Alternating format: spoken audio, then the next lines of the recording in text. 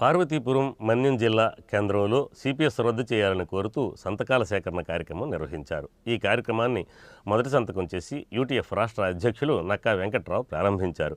ఈ సందర్భంగా నక్కా వెంకట్రావు మీడియాతో మాట్లాడుతూ సీఎంఓ కార్యాలయం ముట్టడికి పిలుపునిస్తే దాదాపు 5,000 మంది ఉపాధ్యాయుల మీద ప్రభుత్వం కేసులు పెట్టిందని ఆరోపించారు. గతంలో ఉద్యమాలు చేస్తే ఏ ప్రభుత్వాల్లో కూడా హెచ్చరించడం తప్ప కేసులు నమోదు చేయలేదని తెలిపారు. జగన్ సర్కారు కేసులు పెట్టి ఉద్యోగులను, ఉపాధ్యాయులను భయభ్రాంతులకు గురి చేస్తోందని ఆరోపించారు. డిసెంబర్ వరకు యూటీఎఫ్ ఆధ్వర్యంలో సంతకాల సేకరణ, పాదయాత్రలు, ఉపాధ్యాయుల ఇంటింటికి నిరసన కార్యక్రమాలు చేపడతామని తమ కార్యాచరణను ప్రకటించారు. జనవరి 1 నుంచి అన్ని సంఘాలతో కలిసి ప్రభుత్వాన్ని దిగ్బంధం చేసి తీరుతామని, అందుకు తగ్గ ఏర్పాట్లు చేస్తున్నామని తెలిపారు.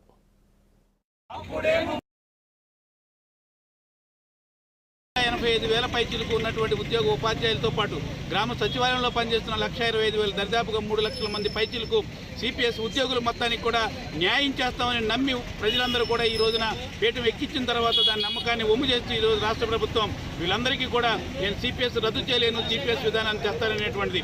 ఈరోజు జీపీఎస్ విధానం కూడా కార్పొరేట్లకు లాభం చేకూర్చే విధానమే. వాళ్ళకి లాభం తప్ప ఉద్యోగ ఉపాధ్యాయులకు ఒక్క రూపాయి కూడా లాభం వచ్చేటువంటిది లేదు. ఇది గ్యారంటీ లేనటువంటి పెన్షన్ అని చెప్తా ఉన్నాం. ప్రభుత్వం గ్యారంటీ అని పెన్షన్ చెప్తా ఉంది, 33% ఇస్తామని చెప్తా ఉంది. ఇది వాస్తవం కాదు. మొత్తం మా దగ్గర నుంచి తీసుకునేటువంటి కంట్రిబ్యూషన్ మొత్తం కూడా వాళ్ళ కార్పొరేట్లకు మాత్రమే కట్టే ప్రయత్నం చేస్తున్నటువంటి రాష్ట్ర ప్రభుత్వ వైఖరికి నిరసనగా ఆంధ్రప్రదేశ్ ఐక్యోపాధ్యాయ ఫెడరేషన్ గతంలో సీఎంఓ కార్యాలయాన్ని ముట్టడికి పిలిపించాం.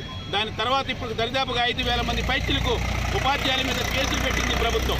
ఇంతవరకు ఏ ప్రభుత్వం కూడా ఉద్యమాలు చేస్తే హెచ్చరికలు చేసి వదిలేసింది తప్ప కేసులు పెట్టినటువంటి చరిత్ర లేదు. ఈ ప్రభుత్వం కేసులు పెట్టే పరిస్థితి, భయపెట్టే పరిస్థితి చేస్తూ ఉంది. ఎన్ని భయపెట్టినా ఇప్పటి నుంచి దరిదాపుగా డిసెంబర్ వరకు సంతకాల సేకరణతో పాటు ఇంటింటికి సిపిఎస్ ఉద్యోగి దగ్గరికి వెళ్ళటం, దానితో పాటు పాదయాత్రలు చేయటం, దానితో పాటు మిగిలినటువంటి అన్ని చోట్ల 10K రన్ లాంటి కార్యక్రమాలు చేయటం, అప్పటికి ప్రభుత్వం స్పందించకపోతే జనవరి 1 నుంచి అవసరమైతే ప్రభుత్వాన్ని దిగ్బంధనం చేయడానికి కూడా వెనకాడమని ఆంధ్రప్రదేశ్ ఐక్యోపాధ్యాయ ఫెడరేషన్ హెచ్చరిక చేస్తుంది.